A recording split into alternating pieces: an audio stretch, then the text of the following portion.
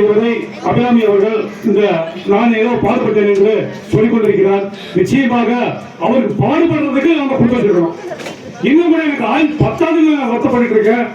ஒவ்வொரு நாளும் இப்படி ஒரு திருக்கல்யாணம் நினைச்சுன்னா அவருக்கு இன்னும் நான் சந்தோஷப்படுவேன்.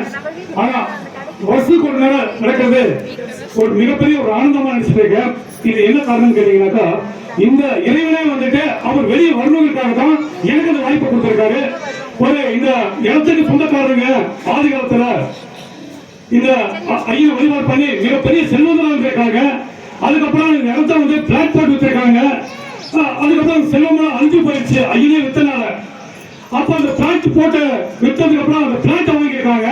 அந்த பிளாட்டை வாங்கிக்கிட்ட ஐயன் சொல்றாரு, நான் இங்க இருக்கேன், காலங்காலமா இதை வெளியே கொண்டு வா அப்படின்னு சொல்றாரு. அப்ப அவங்க அவரை மதிக்கல. ஏன்னா அவருக்கு கண்ணுக்கு சுயமலிங்க கண்ணுக்கு தெரியல. ஐயன் எவ்வளவு சொல்றாரு, உங்களை மேல மேல உயர்த்துறேன், நான் காலங்காலமா இங்க இருக்கேன், என்ன வெளியில கொண்டு வாங்க, வீடு விட காணிக்க வாங்கி என்னோட மக்கள்கிட்ட காணிக்க வாங்கி என்ன வெளியில கொண்டு வாங்கன்னு கெஞ்சி கேட்கிறாரு. கனவா போய் சொல்றாரு. அவங்க யாருமே கேட்கல, வித்துறாங்க. வித்த உடனே அவங்க சொத்துக்கள்லாம் கம்ப்ளீட்டா அழிஞ்சு போயிடுது. இப்படி எனக்கு தெரிஞ்சு ஒரு 3 கோடீஸ்வரர்கள் இந்த நிலத்தை விலைக்கு வாங்கியிருக்காங்க. 3 கோடீஸ்வரர்கள் நிலத்தை வாங்கியிருக்காங்க. 3 கோடீஸ்வரர்கள் அவரை மதிக்காம அவர் வேற வேற கைக்கு வித்தனால அவங்க சொத்தெல்லாம் அழிஞ்சு போச்சு. அப்ப அவர் முடிவெடுத்தாரு. என்னோட தந்தையிட்டே கேட்கிறாரு, நீ தான் பக்கத்துல இருக்க, என்ன வழிபாடு பண்ணு, வீடு காணிக்க வாங்கி அப்படின்னு தந்தையிட்ட கேட்கிறாரு. என் தந்தை சொல்றாங்க, அருமாட்டு வாழ்க்காரன், நான் அப்படி செய்ய முடியாது, இன்னொருத்தோட இடத்துல போய் நான் எப்படி செய்ய முடியும் அப்படின்ட்டு அவரு விளங்கிறாரு. அப்ப இறைவன் முடிவெடுக்கிறாரு, நமக்கே ஒருத்தர் தேர்ந்தெடுத்தாதான் இது நடக்கும் சொல்லி என்ன சிறு வயசுலயே அவர் தேர்ந்தெடுத்தாரு. நானு சொல்ல நம்ப மாட்டீங்க, நான் அரசியல் ஒரு பெரிய ஆளாக நினைச்சேன், சினிமா துறையில் ஒரு பெரிய ஆளாக நினைச்சேன்.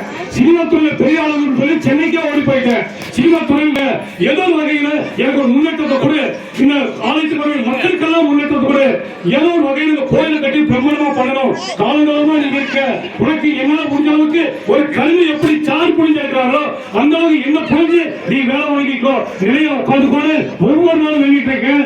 அதே போல சில நண்பர்கள் மக்கள் சொல்லுவாங்க, அந்த கஷ்டம் இந்த கஷ்டம் அப்படி இப்படின்னு சொல்லுவாங்க.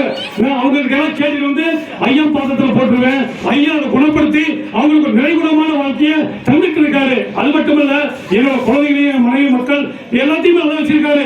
இது சொல்ற குணம் கிடையாது. எனவே பேசிட்டு தான் டைம் ஆயிட்டு இருக்கு. ஒரே ஒரு பாட்டு பாடிட்டு என்னோட உரையை முடிச்சுக்கிறேன். நாவார சொல்லுவோம் நமசிவாய மந்திரம், நாள் முழுவதும் சொல்லுவோம் நமசிவாய மந்திரம், நமசிவாய நமசிவாய நமசிவாய நமசிவாய நமசிவாய நமசிவாய நமசிவாய நமசிவாய நமசிவாய.